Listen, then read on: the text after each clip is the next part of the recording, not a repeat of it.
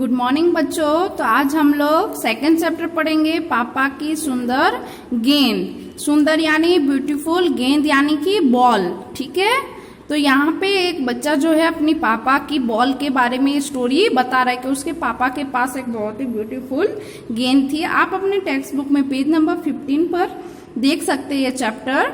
ठीक है, अब यहाँ पे देखिए, ये देखिए पिक्चर दिया हुआ है चैप्टर से रिलेटेड। ये बच्चा है, ये स्टोरी सुना रहे, और ये इसके पापा है और ये मम्मी है।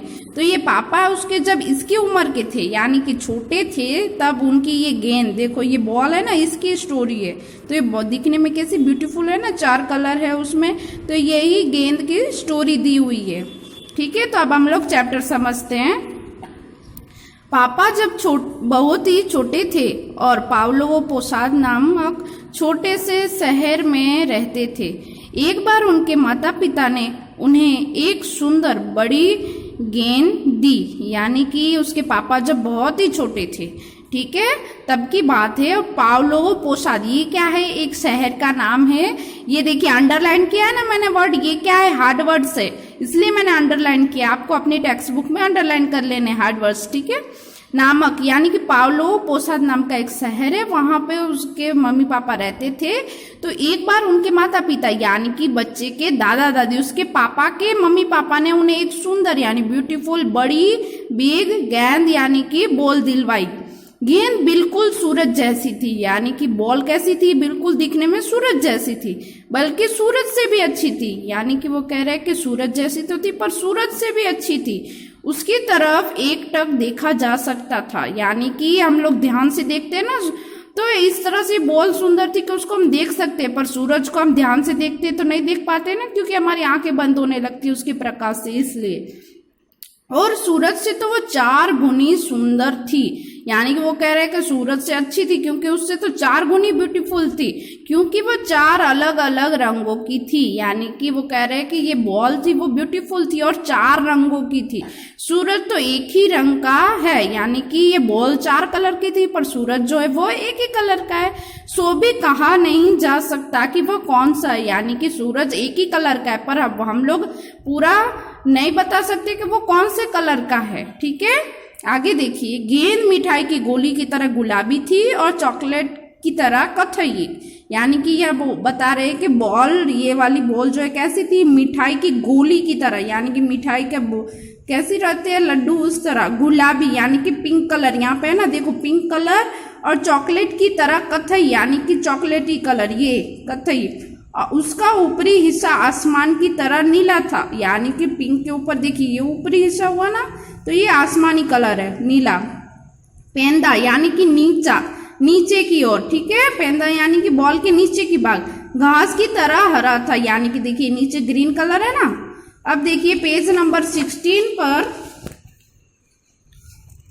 पूरे पावलोव पोसाद में किसी ने ऐसी गेंद पहले कभी नहीं देखी थी। यानी कि ये गांव में ऐसी ब्यूटीफुल बॉल जो है आज तक किसी ने नहीं देखी थी।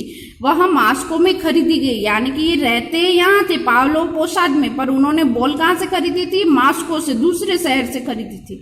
मेरे ख्याल से मास्को में भी उस जैसी ज्यादा गेंदें नहीं थी। यानी कि वो कह रहे हैं कि मास्को में भी ऐसी बॉल ज्यादातर नहीं मिलती थी। बड़े बड़े लोग भी उसे देखने के लिए आया करते थे। यानी कि वो कह रहे हैं कि ऐसी ब्यूटीफुल बॉल थी कि बड़े बड़े लोग जो है वो ये बॉल देखने के लिए आते थे। गेंद सचमुच बहुत ही खूबसूरत थी। यानी कि बॉल दिखने में सचमुच बहुत ही ब्यूटीफुल थी, खूबसूरत थी, सुंदर थी। और पापा को उस पर बड़ा नाज था। नाज यानी कि गर्व। यानी उसके पापा को ये बॉल पे बहुत ही गर्व था कि मेरे पास ऐसी गेंद है, ऐसी गेंद दूसरे के पास नहीं है। गेंद के लिए वह जिस तरह अकड़कर चला करते थे, उससे तो यही लगता था कि जैसे गेंद उन्होंने ही बनाई है और इन 4 रंगों से उसे रंगा। यानी कि उसके पापा ऐसा करके चलते थे जैसे उन्हें लगता था कि ये सुंदर ब्यूटीफुल गेंद मैंने ही बनाई है, उसको 4 रंगों में मैंने ही रंगा है।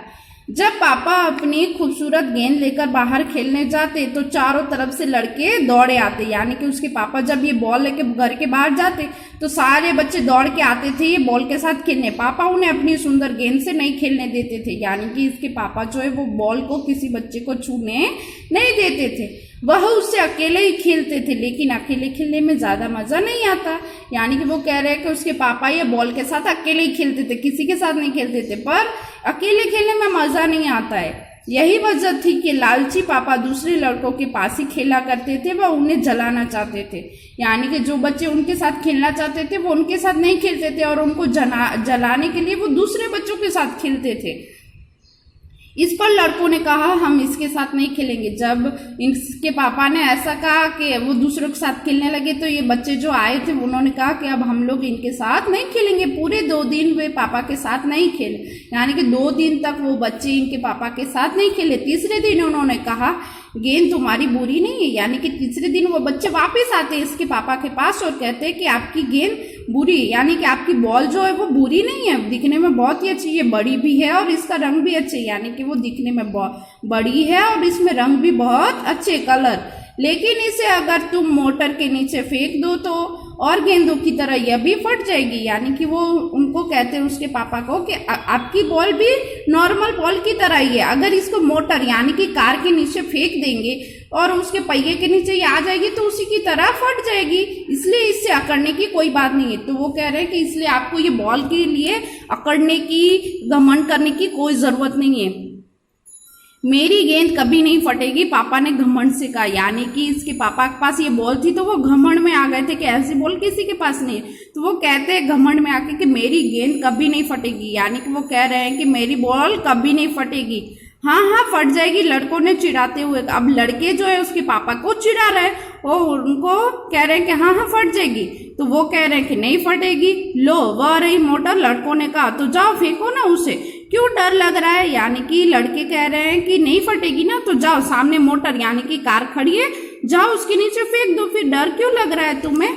घमंड में चूर पापा ने अपनी गेंद मोटर के नीचे फेंक दी। यानी कि ये घमंड में आ गए थे और तो उन्होंने क्या किया, बॉल ले जाके कार के नीचे फेंक दी। क्षण भर में वो सभी भूत बने खड़े रहे। यानी कि क्षण भर यानी कि थोड़ी देर तक वो सब भूत यानी कि मूर्ति बन के खड़े रहे, देख रहे थे।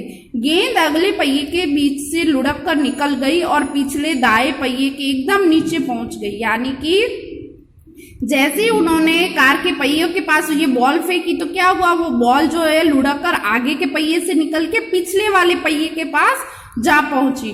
मोटर ने झटका खाया, गेंद के ऊपर से निकली और सीधे आगे चली गई। यानी कि वो बॉल उसके टायर के पास आ गई थी ना, तो मोटर यानी कार जो है वो झटका खा रही थी और तुरंत ही वो गेंद के ऊपर यानी कि बॉल के ऊपर से गाड़ी जो है वो सीधे आगे चली जाती, लेकिन गेंद वही मौजूद यानी कि हाजिर वही थी। यानी कि वो कार चली गई फिर भी वो बॉल वहीं थी। अब देखिए पेज नंबर 17 पर, यहाँ पे देखिए पिक्चर में देखिए ये गाड़ी है और ये देखिए बॉल पिछले पहिए के नीचे आ गई है और ये देखिए सारे बच्चे जो है वहां से देख रहे हैं कि बॉल का क्या हाल हो रहा है।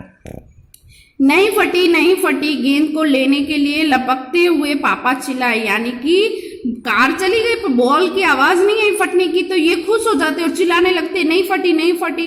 तभी जोरों से आवाज हुई धड़ाक, लगता था जैसे छोटी तोप दागी गई हो। यानी कि वो जैसे चिल्लाए कि मेरी बॉल नहीं फटी तो जोर से आवाज आई धड़ाक, जैसे कि ऐसा लगता था छोटी तोप दागी गई हो। यानी कि तोप का गोला जब छोड़ते हैं ना तो कैसी आवाज आती है वैसी आवाज आ रही थी, यह गेंद की ही आवाज थी। यानी कि ये बॉल फटने की आवाज थी, वह फट ही गई। यानी कि बॉल आखिर में फट गई। पापा भागते हुए जब वहां पहुंचे तो उन्हें बस रबड़ का एक मैला चिथड़ा सा ही नजर आया। यानी कि पापा जो है उसके भागते हुए बॉल के पास पहुंचते और वहां जाके देखते तो उनको क्या दिखाई देता है, रबड़ का एक मैला सा चिथड़ा, यानी बॉल फट के चिथड़ा सा हो गए तो चिथड़ा ही नजर आ रहा था।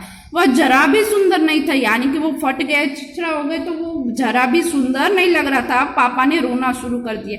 यानी कि इसके पापा ने रोना शुरू कर दिया, बॉल फट गई तो वह घर को भागे और सभी लड़के जोर जोर से हंसने लगे। यानी कि वो दुखी हो गए, उनकी बॉल फट गई और जोर जोर से रोने लगे। तो ये दूसरे लड़के जिसने बॉल फटवाई तो वो जोर जोर से हंसने लगे।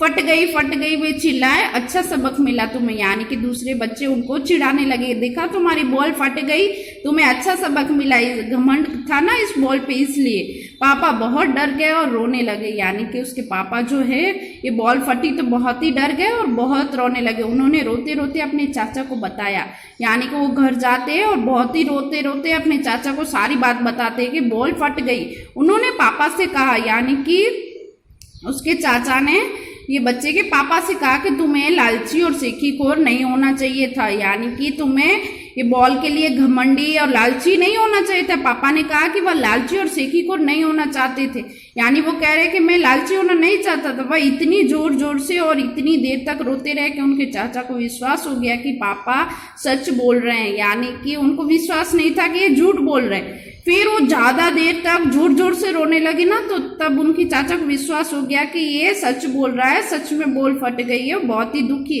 उन्होंने पापा को एक नई गेंद खरीद कर दे दी, यानी कि उनके चाचा ने उनको न्यू बॉल खरीद के दे दी। यह पहली गेंद जैसी सुंदर तो नहीं थी, लेकिन गली के सभी लड़के उससे खेलते थे, यानी कि पहली वाली बॉल थी ना वैसे ब्यूटीफुल नहीं थी, पर गली के सारे लड़के उसके साथ मिलके वो बॉल के साथ खेलते थे। हर किसी को मजा आया और किसी ने भी पापा को लालची नहीं कहा, यानी कि सारे बच्चे उसके साथ खेले और सबको बहुत ही मजा आया और कोई भी बच्चा उनके पापा को लालची नहीं कहा। और यहाँ पे देखिए लास्ट में नाम लिखा है अलेक्सांड्रा रास्किन, ये कौन है, राइटर है, इन्होंने ये पूरी स्टोरी लिखी है।